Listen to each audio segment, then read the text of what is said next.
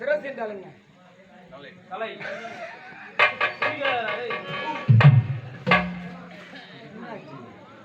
மணிமுடியை போய் சுட்டிக் கொள்ள போகிறேன். மாமன்னன்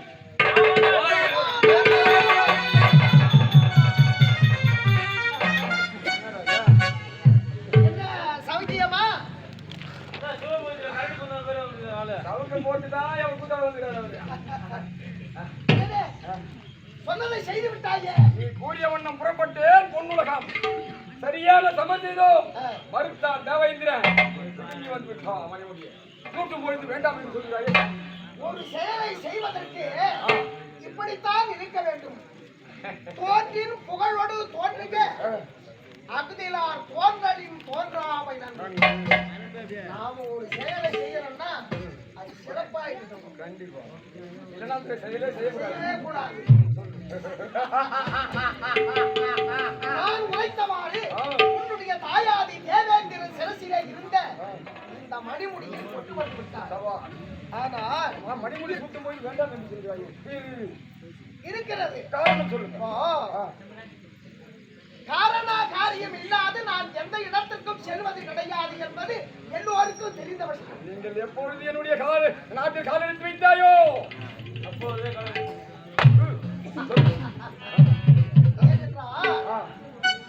ஒரு சிலர்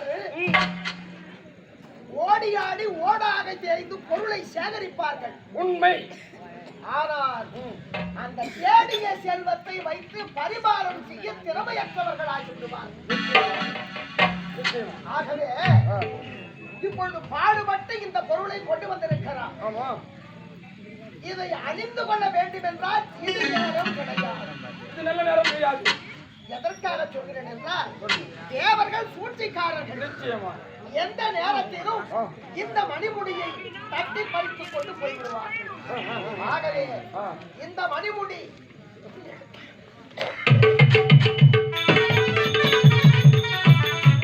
நிரந்தரமாக இருக்க வேண்டும் என்றால் சிவபெருமானை போய் தவத்தை செய்து வரத்தை பெற வேண்டும். வரத்தை பெற்றுவிட்டால் உன்னுடைய எதிரிகளால் ஒன்றுமே செய்துவிட முடியாது.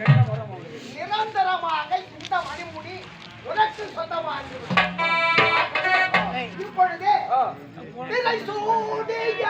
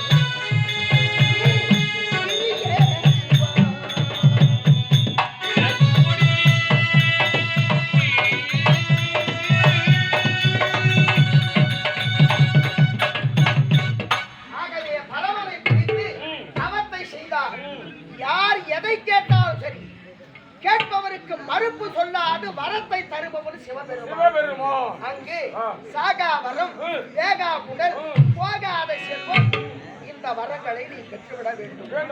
பிறகு ஆண் மக்களால் சாகாமல் இருக்க வேண்டும் என்ற வரத்தையும் நீ பெற வேண்டும்.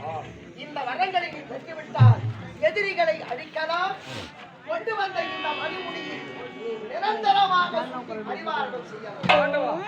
நீங்கள் கூறிய வண்ணம் இக்கனவே புறப்படுகிறேன் இமயமலை என்று சொல்லக்கூடிய இமாச்சலம். அந்த வரத்தை பெற்றுவிட்டு மீண்டும் சந்திக்கிறேன். ஆசைப்பட்ட கதை இவன் படுகின்ற கதை. சுட்டாது ஒன்றுக்கு பொட்டாது விடுகிறான் முட்டாள் தேவதாஸ். இவனை காலமும் நேரமும் பார்த்துதான் அனுப்ப வேண்டிய அந்தகன் உலகத்தில் வேண்டும். அடே ஜெயமதாசுரா, ஆடு ஆடு ஆடிக்கொண்டே இரு.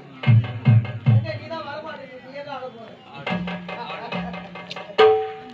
ஆடவம் நிலைக்குமா அதர்மம் தான்